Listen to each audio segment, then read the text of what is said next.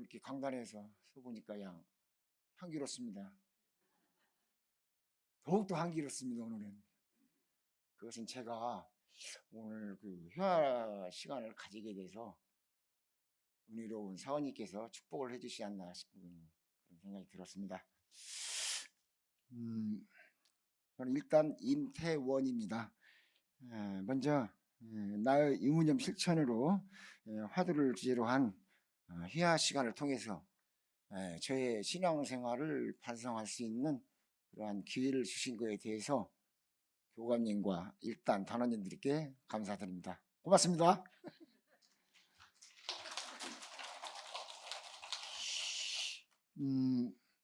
저의 신앙생활은 항상 법신불 사은님을 제 가슴에 한가운데 모시면서 천지님, 부모님, 동포님, 그리고 법률님, 은혜로움의 처처불상, 사사불공을 견성과 실천으로 하기에 늘 고맙고 감사한 마음으로 살고 있습니다. 오늘 제 회화 발표는 약간 그 주제가 조금은 동떨어지겠지만 그냥 제 나름대로 말씀을 드리겠습니다. 감사 생활과 반성의 마음을 두 가지로 나눠서 이렇게 말씀을 드리고자 하는데요. 첫 번째, 천지 부모 화감하시고 동포 법률님이 응감하셔서 늘 저에게 이렇게 건강한 몸으로 일할 수 있는 기쁨을 주시고 또 늘 감사한 마음으로 화한 모습으로 생활할 수 있게 해주신 은혜에 너무너무 고맙고 감사드리는 마음을 제 가슴에 새기고 생활하고 있습니다. 안입이 설신의 비록 제 몸의 육신인지 내 몸이라 할지라도 감히 어떻게 제 혼자 이 어렵고 힘든 세상을 살 수 있겠습니까?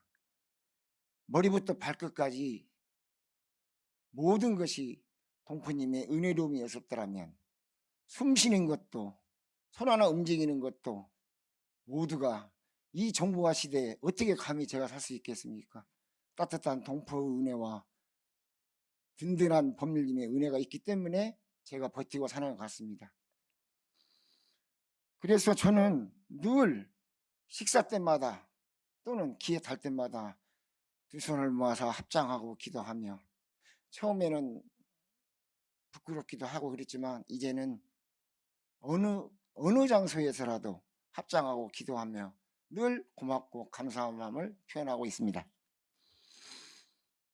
앞으로도 늘 봉헌하는 마음으로 봉사하고 그리고 실천하도록 노력하려고 합니다. 두 번째는 제 생활의 가장 큰 기쁨은 저희 예선주가 저와 함께 교당을 다니고 있다는 것입니다. 지금은 할아버지와 다른 사람들에게 합장하는 인사하는 모습도 보여주고 가끔은 독경도 하고 있습니다.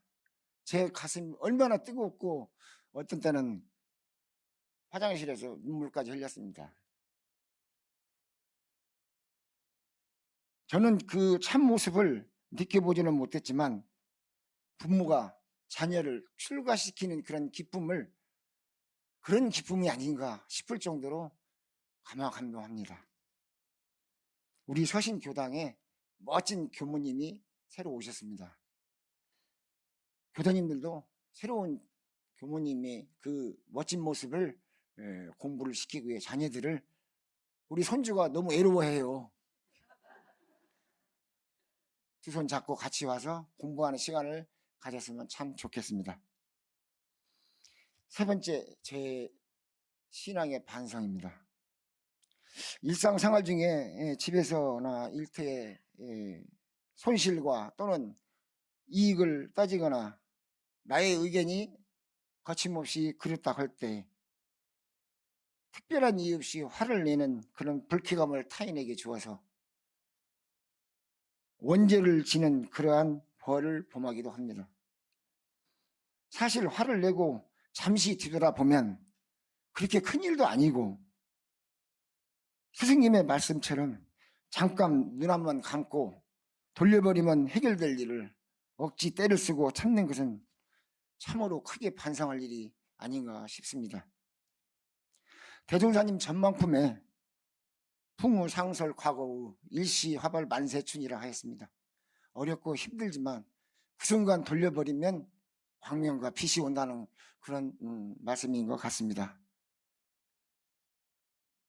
끝으로 저는 앞으로 이러한 기쁨과 반성 속에 노사연 가수의 가사 말처럼 삶은 늙어가는 것이 아니라 곱게 익어가기 위해 늘 공부하고 실천하며 얼굴에 환한 미소가 가득하여 모두에게 기쁨과 희망을 주는 임태원 교도가 되도록 노력하겠습니다. 고맙습니다. 손주 사랑해.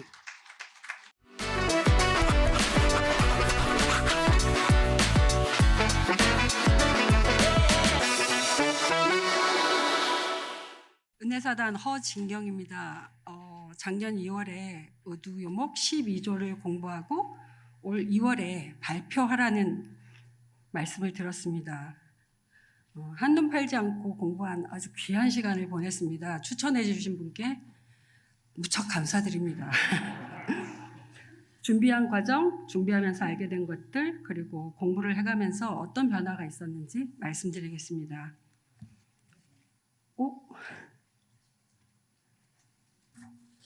그냥 말씀드릴게요.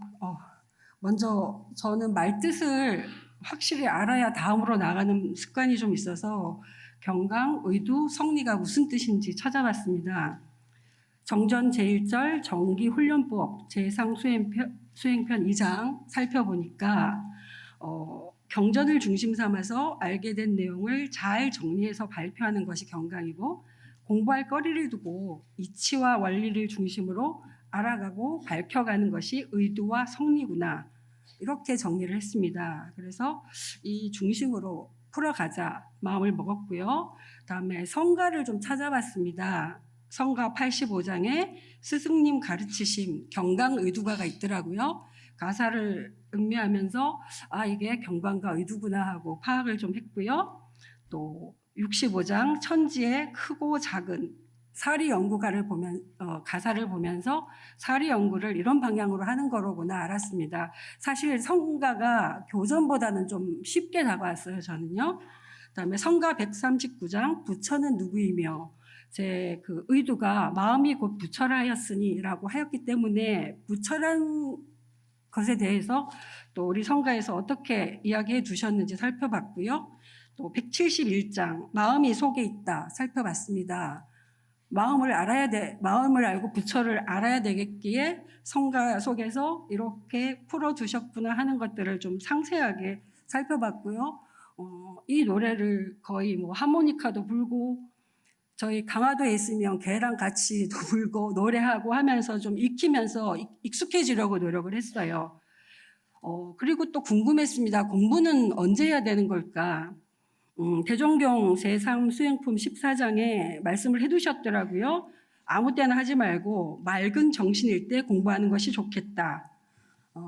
그렇게 공부를 선지님들도 하시고 선배님들도 하셨다고 하길래 아침에 명상을 하고 좌선을 하고, 혹시 또 저희 집 뒤에 뒷길을 걸으면서 꿈에서라도 나빴던 모든 기억을 좀 가라앉히고 정자해서 공부를 좀 했습니다. 매일 한 40분쯤 했어요.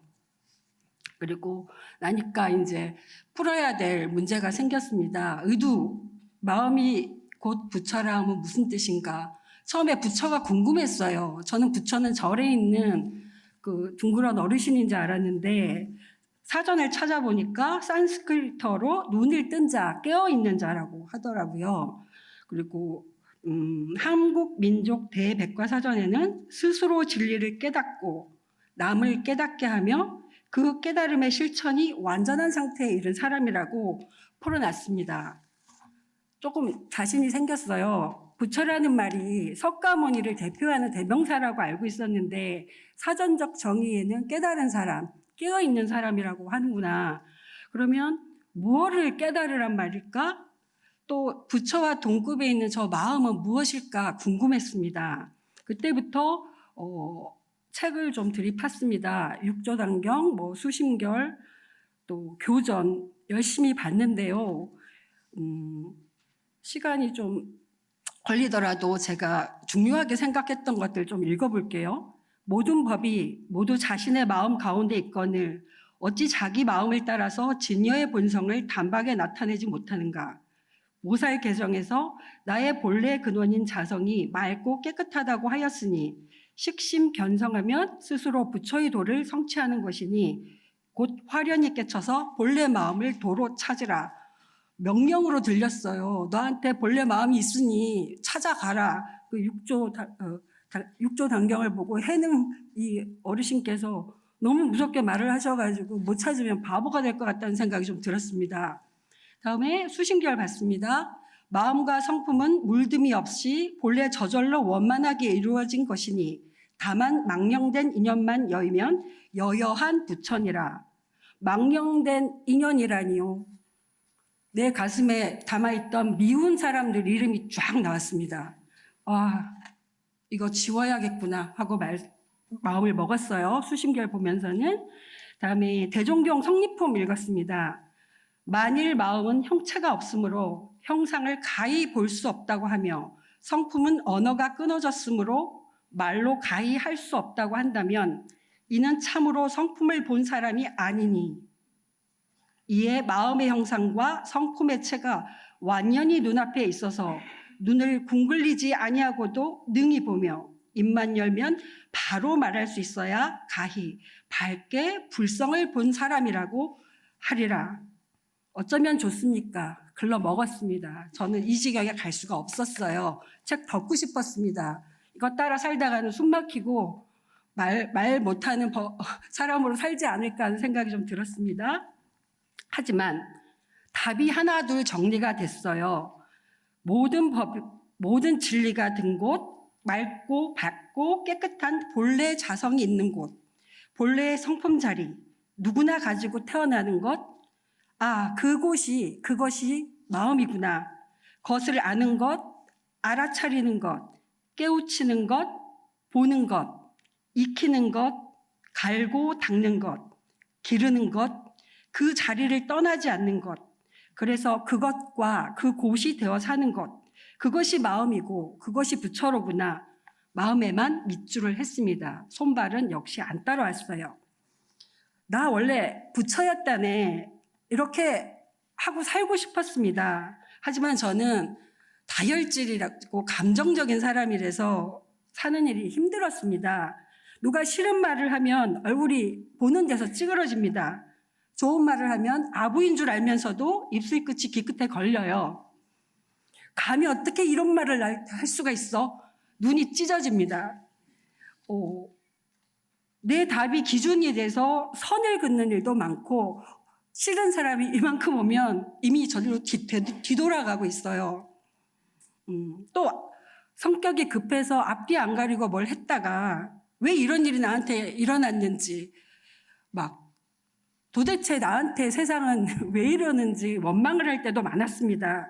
특히 제가 말하고 사는 사람이라서 말하고 나서 실수했을 때는 집에 가서 그냥 입을 뿜어버리거나 제가 많이 하는 말이 있습니다. 청태포를 붙이고 살아야지 내가 나를 믿을 수가 없어. 네 입을 믿을 수가 없어. 이러고 살았거든요. 자, 안팎으로 들러붙은 습관적인 본능, 또 사인업, 무의식적인 본능에 휘둘리고 이리 막히고 저리 걸리고 하루 한순간도 편할 날이 없습니다. 말로는 텅 비우고 속 비우고 툭 떨어뜨리자. 누가 뭐라 그러면 제가 허잖아요. 이 말을 하자. 하는데요. 다짐만 합니다. 다짐만. 만나면 그게 안 돼요. 나도 모르는 내가 그 마음 모든 것들을 잡아 먹어버립니다. 염불하면서 속을 씻고 좌선하면서는 꿈에라도 다녀간 나쁜 마음을 다려달라고 기도를 하지만 안 돼요. 부처 마음 나 짤없다. 택도 없다. 이런 마음이 됩니다. 그때마다 본 생각합니다. 본. 번이 아니고 타는 번이 아니라 본. 태어난 그 자리. 본디, 본대, 본시, 본래 나에게 있다는 그 성품 자리. 거기로 가자. 투명하고 환하고 따숩고 뻥 뚫려 있다는 그 자리로 가자. 그래서 이 모든 것에도 걸리지 않고 흔들리지 않고 휘둘리지 않고 넘어지지 않고 중심 딱 잡을 수 있는 그 자리, 그 내 자리로 가자. 수없이 기도하고 기도했습니다. 근데 안 돼요. 막상 닥치면 왜 나한테만 이런 일이 일어나지? 싫습니다. 다시 장치가 필요했어요. 그래서 교전을 다시 열심히 받습니다. 부처 마음 되는 길 잊지 말으라고 길치되지 말라고 정말 치밀하게 지도를 그려주셨습니다. 이 길로 와봐. 어려워? 그러면 이 길로 와봐. 버거워? 그럼 이 길로 걸어보겠니? 교전 한마디 한마디 한 말씀이 저를 달래는 말씀으로 다가왔습니다. 흥나고 신나는 길이 없냐고? 너 노래방 좋아하지? 그럼 이 길은 어때? 성가의 모든 진리가 담겨 있더라고요. 역사도 있고 정신도 있고요. 또 아침 밥처럼 날아오는 오늘의 본문, 그 본문을 받아쓰면서 사진에 넣으면서도 본 자리로 가려고 노력을 할 수밖에 없었습니다. 꼼짝달싹 할 수가 없었고 안 한다고 때를 쓸 수도 없었어요. 24시간 그렇게 묶어놓으시면 어떻게 합니까? 따라가야죠. 이제는 탓 따라서 핑계 댈 수가 없고 안고 품고 잘 사는 일만 남았다. 업, 습, 본능, 삼총사에 밀리지 말고 내가 좀 이겨보자 하고 마음을 먹지만 그것이 좋고 그곳이 좋다는 건 알 수 있지만 좀 안 됐어요, 저는요. 그렇지만 포기할 수는 없습니다. 대산종사께서 말씀하셨어요. 비록 금생에 이르러 자기 성품이 본래 공적하여 부처로 더불어 다름이 없음을 단박 깨쳤지만 그러나 이런 예습성을 갑자기 제거하고 끊기가 어려운 것이니라. 수신결에서 나왔고요. 대산 어르신께서는 3년만 하고 보면 마침내 큰 힘을 얻으리라. 와, 격려해 주셨어요. 꼴랑 1년 가지고 내가 지금 뭘 바라고 있었던 거야? 괜히 좀 이때 우쭐해졌습니다. 한우란 한 이치에 받습니다. 이렇게 100가지 물어서 100가지 답하고 1000가지 물어서 1000가지 대답해야지 한 가지라도 알지 못하면 완전히 깨치지 못한 사람이다. 문일이지심이란 말이 있는데 단번에 문일이지심이 되는 것이 아니라 문일이지일, 이지이, 이지삼 이렇게 천천히 공부가 순숙하여 문일이지심이 되는 것이다 고 말씀하셨어요. 용기를 주셨습니다. 또 말씀하셨어요. 도가의 공부는 원래 재질의 유무나 시일의 장단에 큰 관계가 있는 것이 아니라 오직 신과 분과 의와 성으로서 정진하고 못하는 데에 큰 관계가 있나니 누구나 신과 분과 의와 성만 지극하면 공부의 성취는 날로 기약하고 가히 얻을 수 있으리라. 신분의성 요거는 잘할 수 있겠더라고요. 뭐든지 덤벼서 엎어지는 건 잘하거든요. 그래서 결혼도 했습니다. 예, 게을러지는 마음, 약해지는 마음을 이놈 하고 대종사님께서 나무라십니다. 이제 꼴랑 1년 가방 들고만 다녔지 네가 뭘 했다고 나무라십니다. 더 공부하자 합니다. 3년이 뭐야? 30년 해야지 했는데 계산을 해보니까 95세네요. 어쩌죠? 그렇지만 일심으로 노력을 해보자 합니다. 마음이 곧 부처라였으니 그것이 무슨 뜻인가? 다시 의두요목으로 들어왔습니다.